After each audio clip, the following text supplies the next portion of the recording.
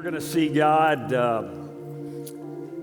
God's will for removing a massive mountain in most of our lives today. And Bo addressed it a few minutes ago, and we're going to look into God's Word, and it's a mountain of stress in our life. And I want to bring you a message today entitled, You Can Manage Your Stress.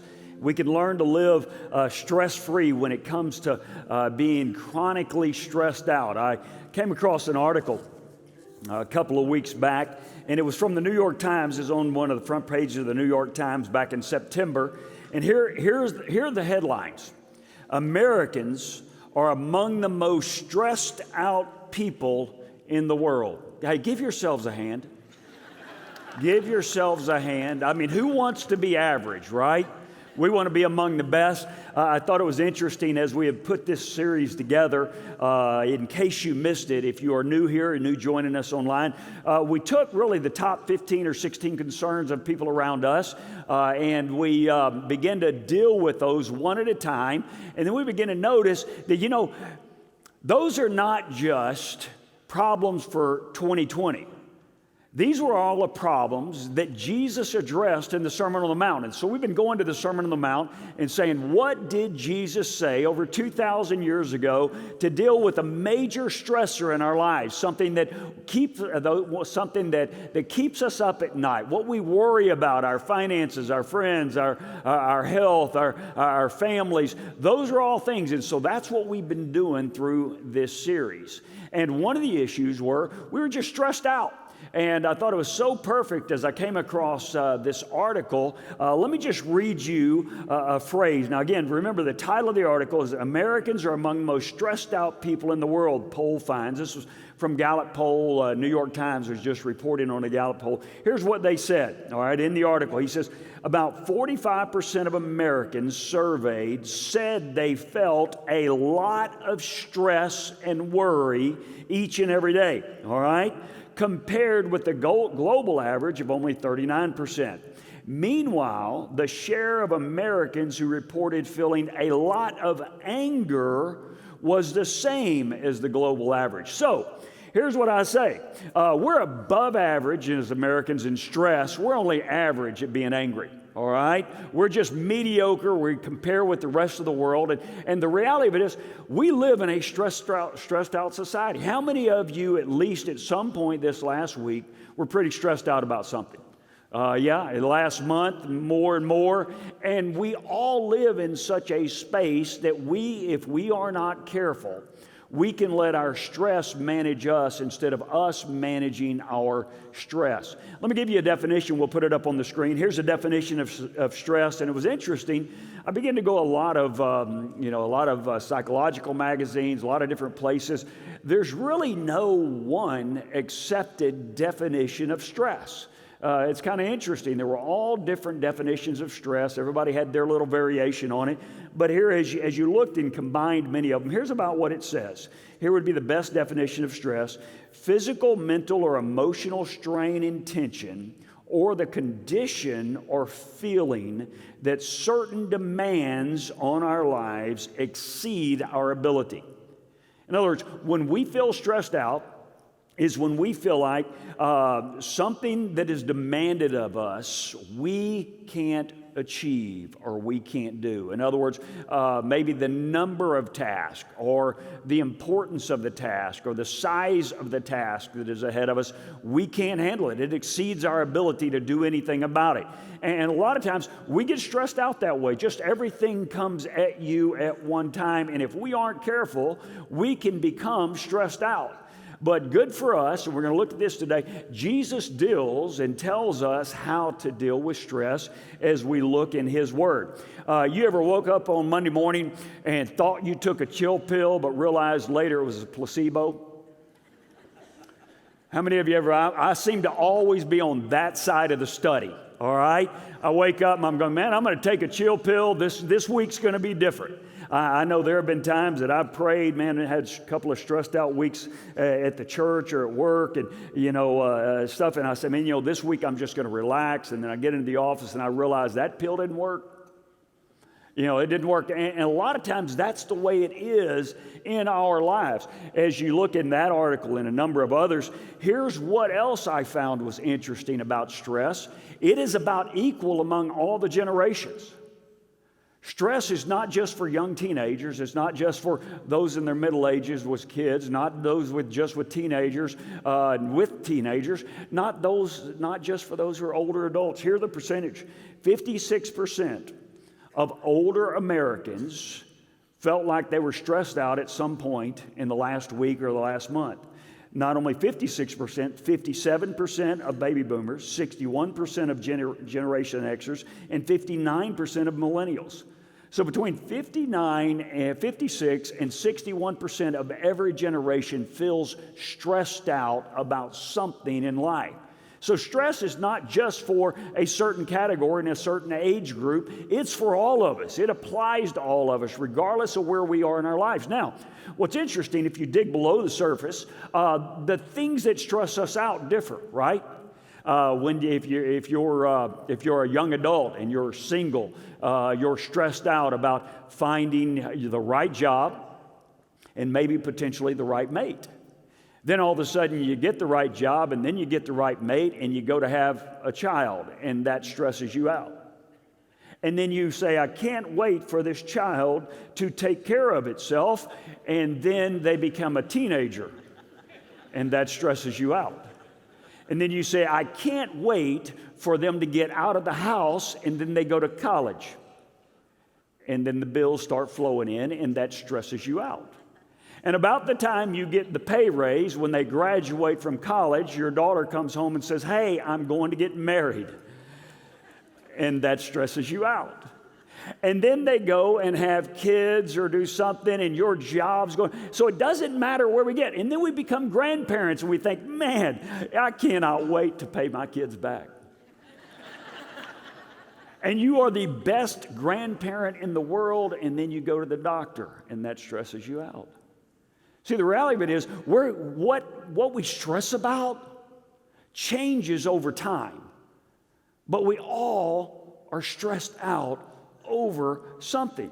As you look through the article and many others, one of the top causes of chronic stress in our lives in America is job pressure. It's just the pressure of the job. It's the pressure of the daily job. I don't know about if you saw this article this week. This happened this week. You can go find it up in New Hampshire. It's a small town, about 795 people. They had their monthly board meeting where all the city council gets together, the town council, which sounds like it's about all of them. And they decided they didn't have the money for a police officer. They had one police officer in the town. The police officer is there guarding the meeting. He was in the room. And so they came out of executive session and they decided to make a budget cut, and one of the budget cuts they were going to make was to the police officer. So they cut the police officer right there. And so he basically said, so am I done? And they go, yeah, we need you to turn in your keys. You can go look this up. New Hampshire happened. Turn in your keys and your uniform. He's so mad, he strips off right there in the council meeting. By the way, it's snowing right now in New Hampshire, if you didn't know this. He gives them the keys, gives them his uniform. He's in his underwear. He starts walking home. He's walking down the road, and it gets about a mile towards his house, and a car drives by. It is his wife. Now, ladies, can you imagine this conversation or this thought? First of all, you are driving down the road thinking there is a guy in boots and underwear walking down a road and it is snowing, and you are thinking, I am going around this individual. And you glance out of the corner of your eye, and it's your husband. So you stop and you back up. Now imagine the conversation in the car. So, how was work today? How do you think he would respond? I don't want to talk about it right now. Just give me a moment.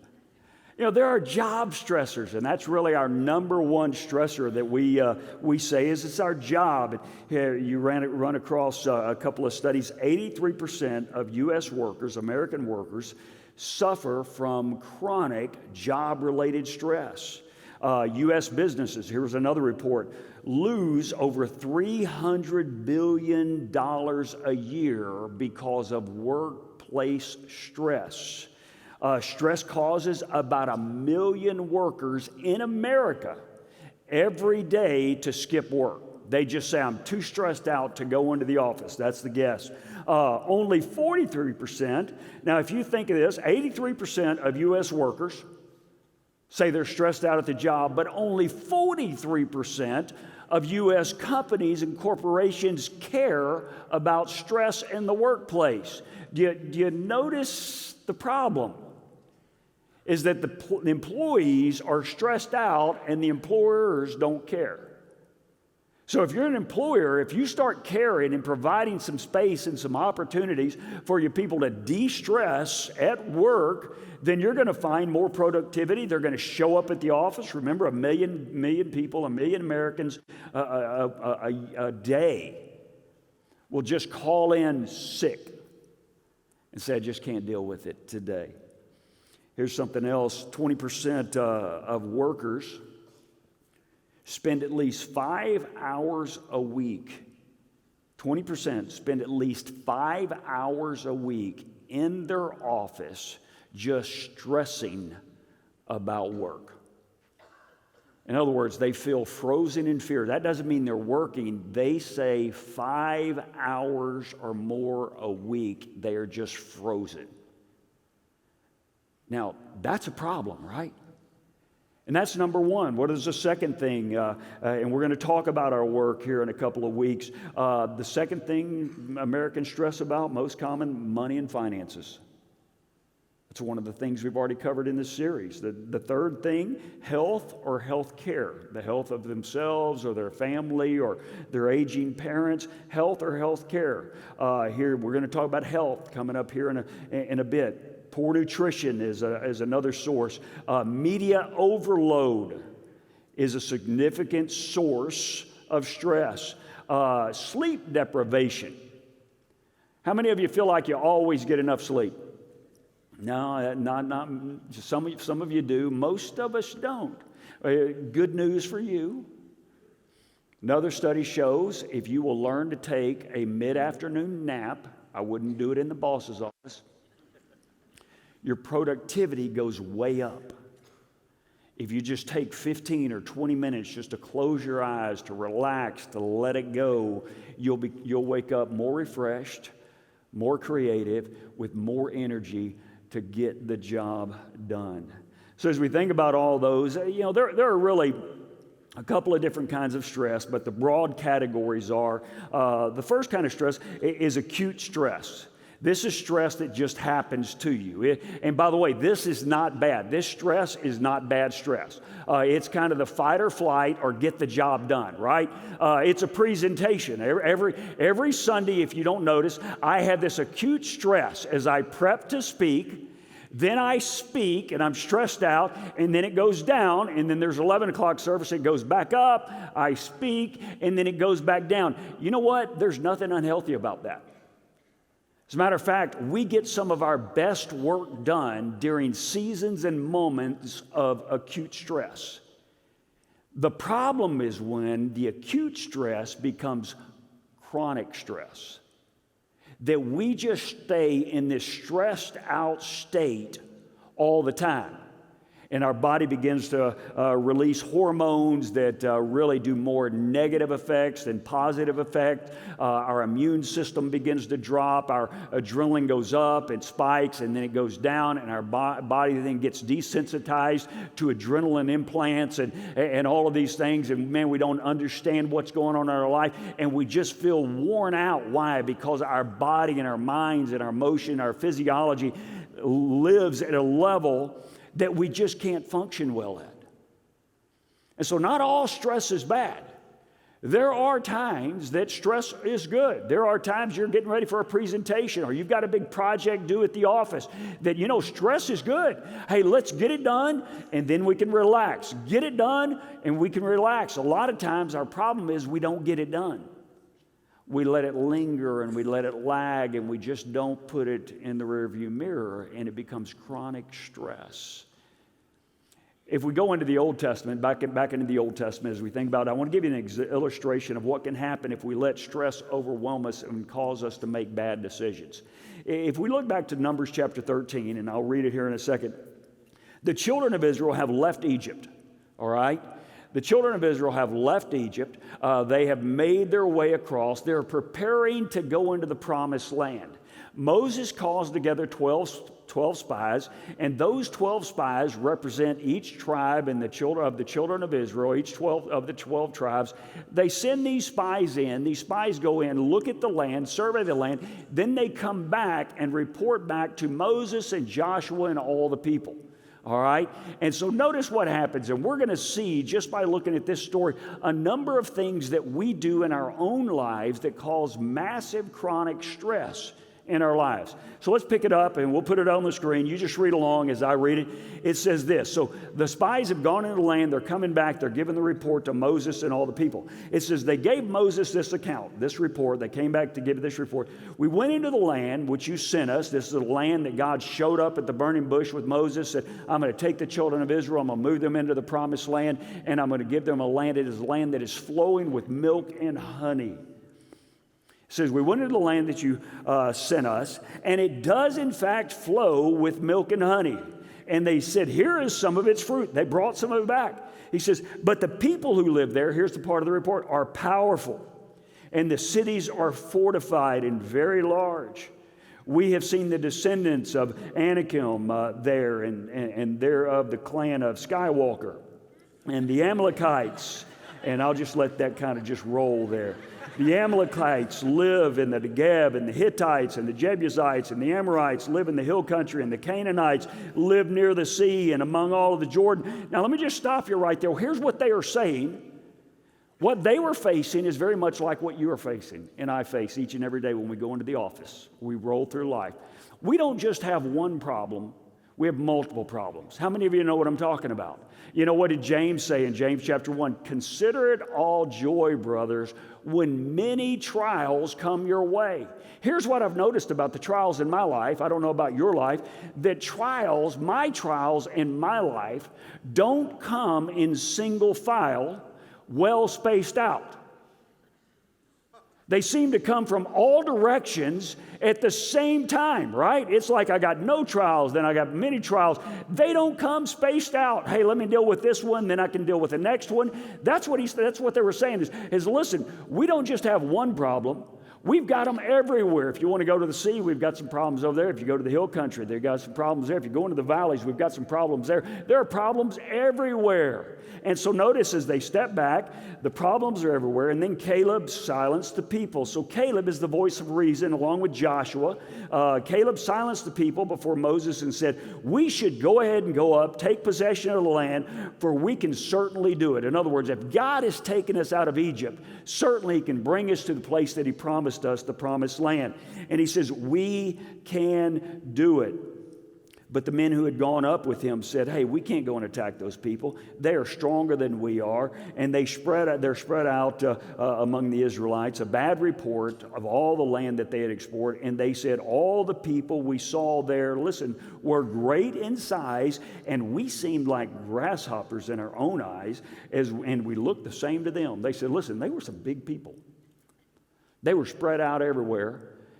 And we looked like grasshoppers in their eyes, and actually they kind of thought the same about us.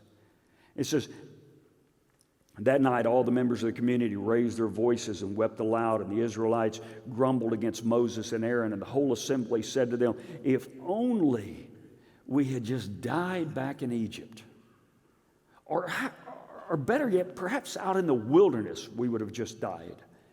Why is the Lord bringing us up to this land only to let us fall by the sword? Our wives and our children will be taken as plunder. Wouldn't it be better for us to go back to Egypt? And they said to each other, we should choose a new leader and go back to Egypt. Now, imagine this. These are the children of Israel who have seen the plagues that came upon Pharaoh and all of Egypt, that have seen God part the Red Sea and allow them to walk through on dry ground. They're the ones that have seen all of that. God marched them across and said, this is the land. And because they see some problems, they get fearful and they say, you know, it'd be better for us to go back to slavery. You know, if we aren't careful, some of the same things that stress them out will stress us out. Let me show you a couple of things that they saw and see if any of these apply to your life. And if you have your notes or your app open, let me just kind of walk you through a couple of these. Here's thought number one. I get stressed out when I compare myself to others. Man, if you want to stress yourself out, just walk around comparing yourself to others. Because I've found this, that when I compare myself to others, I have a tendency to compare my weaknesses against someone else's strengths. I have a tendency to think they're big and I'm a grasshopper in their sight. And that's exactly what we saw right there. And so if you are living in a space where you are constantly and consistently comparing yourself to others, stop it. Especially if you're doing the right thing. Here's what I know. Tomorrow morning in my life, I will wake up, I will go to Lifetime, and I will work out. How many of you would agree that's a healthy thing to do? Now, if I sit there and look around, guess what I'm going to see? A bunch of studs, and I am not. And if I sit there and compare myself to them and go, golly, I can't look like that, so I'm just going to stop going. How is that going to help me, right? But a lot of times that's what we do. We compare someone else's strengths with our weaknesses, and that stresses us out. Here's the second thing. I get frozen in fear or expect the worst. Man, that's exactly what happened to the children of Israel here. They rolled in there. They were ready to go. Man, can you imagine? They chose their spies, and they said, man, God did so much for us back in Egypt. Man, and they're probably, the children of Israel, still talking about it. Did you see the Red Sea just opened? We walked right through. We went on the other side, and we waved at the Egyptians goodbye.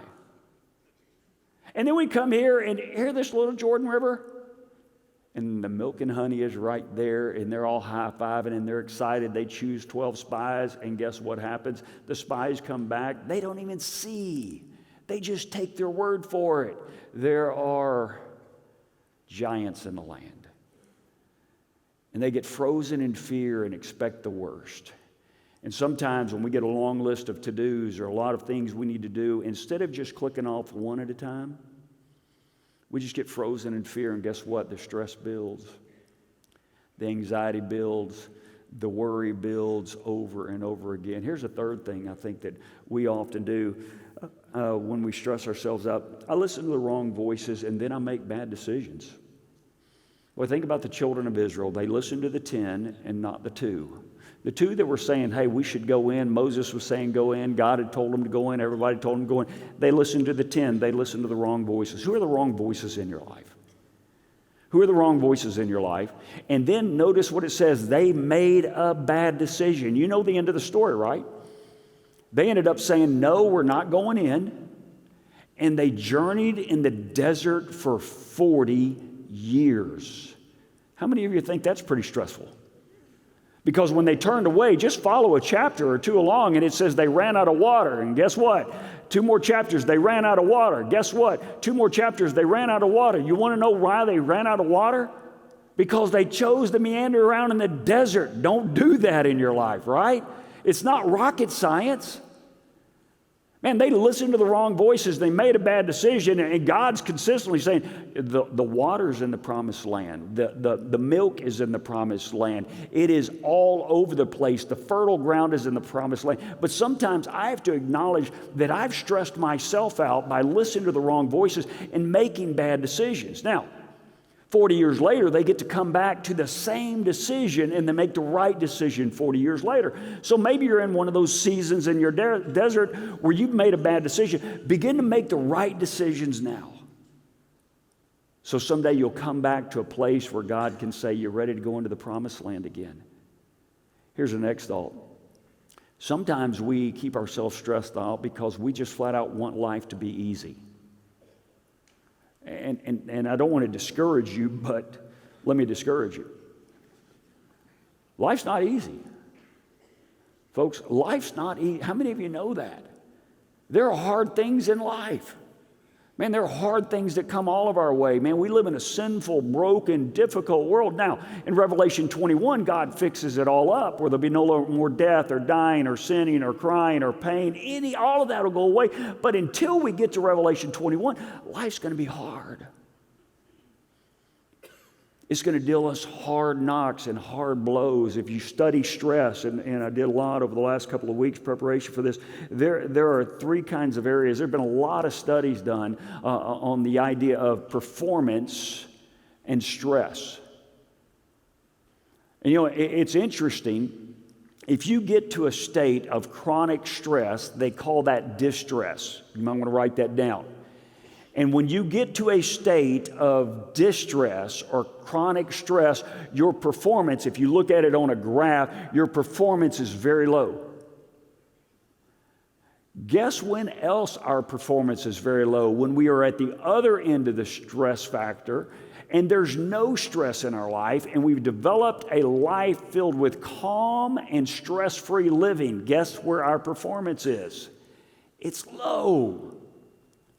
Where do we find peak performance? Is in those seasons called eustress. You've heard eulogy, right? That's the Greek word good. When we deal with things in our life with good stress, it's that fight or flight. You know what? I've got a task. Let me get after it, get it done. Adrenaline goes up, hormones go up. I get the task done. I put it behind me. I put it behind me. I put it behind me. I put it behind me. But when I let one task after another task after another task build up after another, then I get in that season of distress and my performance begins to go down. Not all stress in our lives is bad. There are times that stress is good. Man, if you've got a task, if you're heading to the office and you know I've got 5 things to do this week, guess what? Each one of those is going to cause stress. The best thing you can do is deal with one, put it behind you.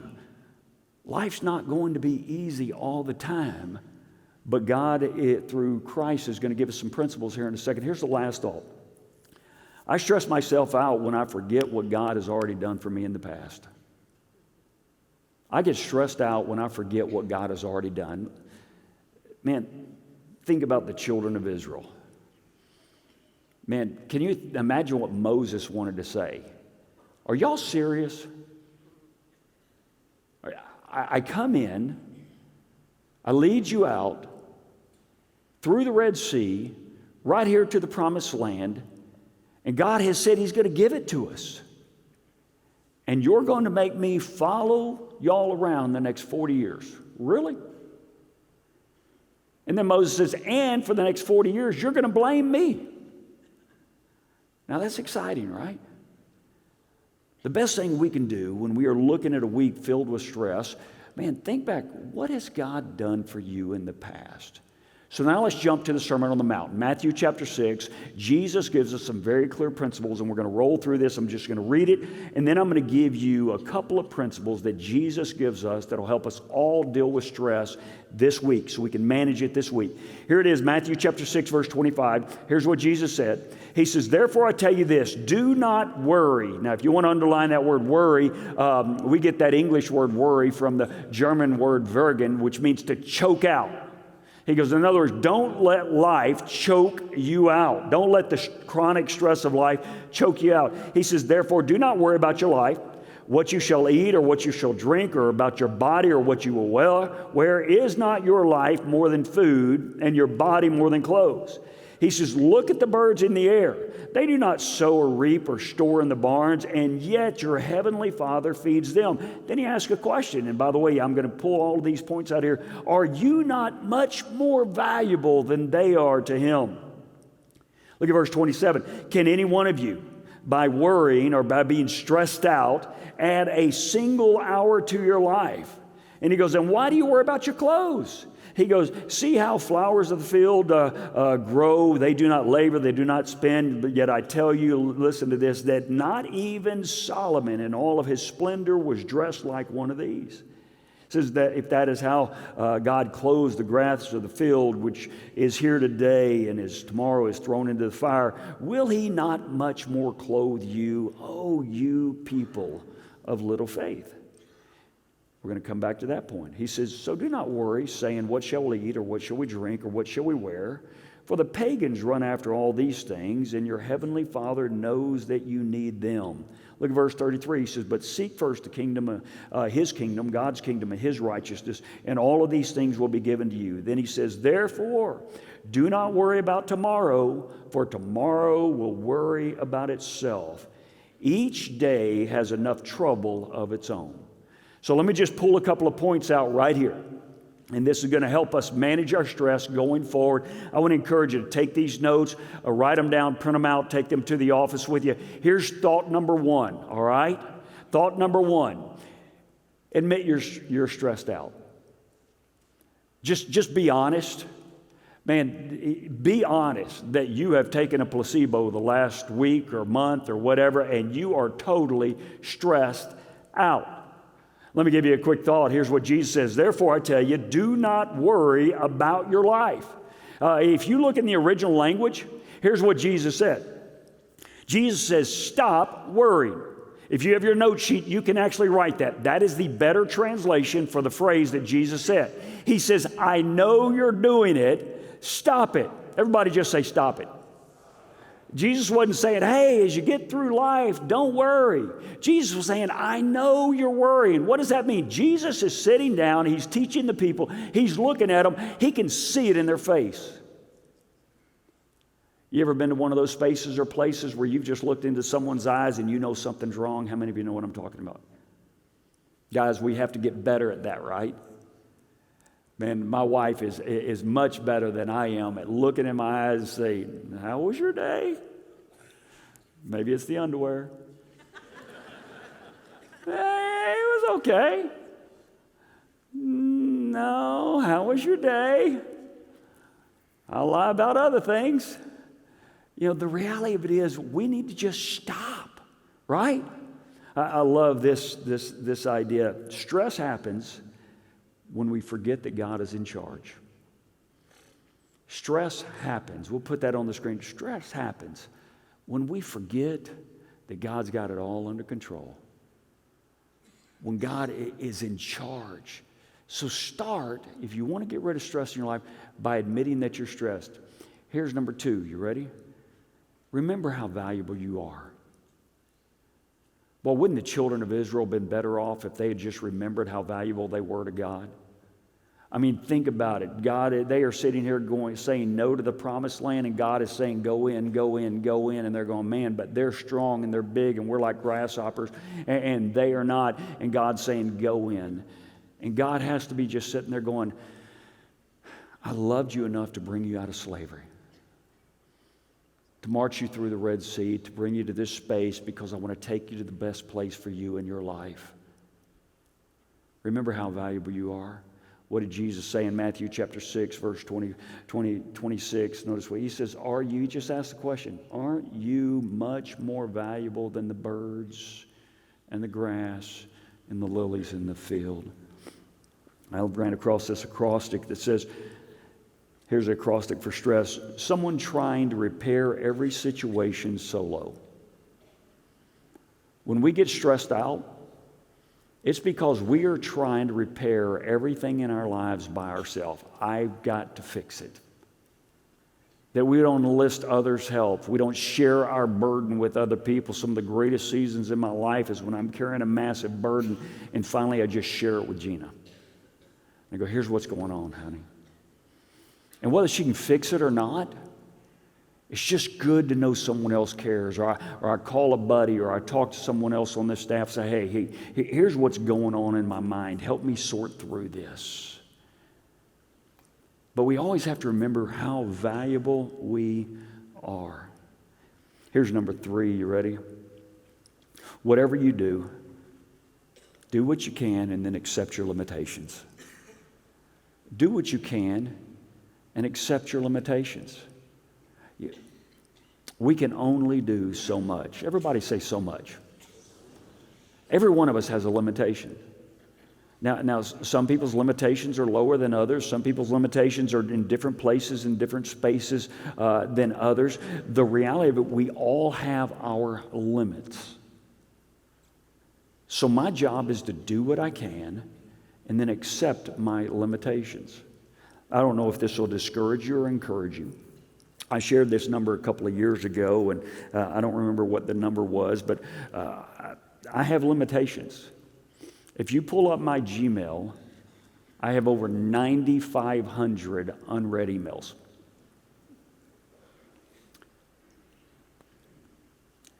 That doesn't mean they don't matter. Nor does it mean that I don't read emails. What it does mean is over the years, and I hate the idea of going and deleting someone's email. I keep thinking somewhere, someday, I'm going to get back to it. And I hope. But I have limitations, and you have limitations, right? There are some things we just can't do. There's too much. And we can't get back to them. And that is what notice what Jesus says when we think about accepting our limitations, but do what I can. What does that mean? I read as many of them as I can. I respond to as many of them as I can. I do as much as I can, but I realize I can't do it all. I love what Jesus said in Matthew chapter 6, verse 27. He says, can any one of you, by worrying, add a single hour to your life? Man, if all I do is sit there and chronically worry, I'm not going to fix a thing. What I have to do is I have to do what I can and then accept my limitations. Here's number 4, what Jesus said. He says, whatever you do, start believing more in yourself and then grow in your faith. Start believing more in yourself. God created you and shaped you exactly the way He wanted you. He put you together. I love what the first century Greek philosopher said. You know, it's not our stress that kills us, it's how we react to our stress that does. You go all the way back, that is a first century Greek Stoic philosopher. Now, a Stoic philosopher was the person that kind of distanced themselves from the worries of the world and the struggles of the world. And that was his philosophy. Now, let me tell you about his philosophy. He was born a slave. And as he ultimately was able to buy his family's way out of slavery, and that's the way it happened in those days, he stepped back and he began to look at his prior life and he said, you know what? That was a stressful season. And then he looked at other people and how they dealt with stress, and he goes, you know what? It's not the stress that kills us, it's how we deal with the stress. And so as you think about that and whatever, he goes, man, so start believing in yourself and growing in your faith. What did Jesus say in Matthew chapter 6, verse 30? He's looking at them and he's saying, you're worrying, you're stressing, you're worrying, you're stressing, you're worrying, and you're stressing. You have very little faith. Man, how do I fix my faith? If you go look at Philippians chapter 4, verse 6, he goes, man, whatever you're worried about, make a list, give it to God in prayer and supplication, and then go to work. And then the peace of God that surpasses all understanding will guard your hearts and your minds. So as we think about it, here's what I want to do. I want to start believing in myself. God, you have created me for this task or for this job or for this family or for this church or for this world. And God, now I'm going to give it to you and I want you to help me get it done. Here's number 5. You ready? Start living for God and not for yourself. Whatever you do, start living for God and not for yourself. And part of that, as we think about living for God, what does it mean? That I want to spend time with people that bring out the best in me and not the people that just bring out the stress in me. I want to be surrounded by people that encourage me and lift me up and bring out the best in me and not just stress me out. You know, and sometimes I will just tell you this. I'm surrounded by people just like you are. There are times that the people in my life will get into me a little bit. You know what I'm talking about? Just saying, hey, listen, you really need to get this done. April's usually in this service, and she is my boss. I have two bosses in my life. It's April, and it is my wife, Gina. April at the church, Gina at home, and I think they talk a lot. But there are times she'll walk in my office and say, listen, before they come in, here's what you've got to get done. You've got to get this, this, and this done. And I go, yes, ma'am. We all need some people in our lives that will tell us what we need to do to get us back on track and back on focus. So spend time with the people that bring out the best in you and not the worst in you, but also and start growing in your faith and thinking through that and live for God, not yourself. Look at what Jesus said in Matthew chapter 6, verse 33. He said, seek first God's kingdom and his righteousness, and all these things will be given to you. He goes, you know what? If we start by getting life right and our priorities right, those other things will have a tendency just to fall into place. And here's number 6. And this comes right out of the Sermon on the Mount, and I love this. We have to learn to live one task and one day at a time.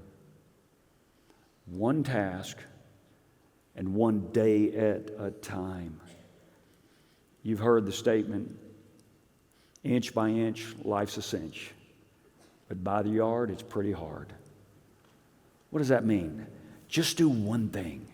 Just do one thing. And I love that. Here's what Jesus said, Matthew chapter 6, verse 34. He says, therefore, do not worry about tomorrow, for tomorrow will worry about itself.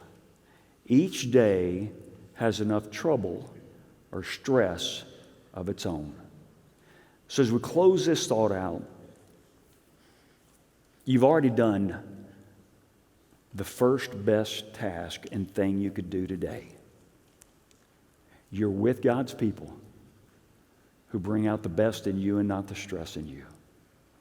You've listened to God's word, and God's word never returns void. You have worshiped with God's people. You're going to have the opportunity to fellowship with others. You've already done the most important thing today. Then say, what else do I need to do today? Now, what did Jesus say? Don't worry about what you have to do tomorrow at the office and destroy the opportunity you have today to spend time with the family. See, I can't change yesterday, and I can't fix tomorrow, but I can ruin today by dragging tomorrow's clouds over the sunshine today. And that's how we learn to manage the stress. Let's pray. Father, my prayer for your people is that we would be a congregation of people here at Cottonwood Creek, that though life and our lives are filled with stress and pressure, that we would be a people that learn to manage our stress well, that we would function in such a way that we are always willing to go into the promised land that you have set before us. In Jesus' name we pray. Amen and amen.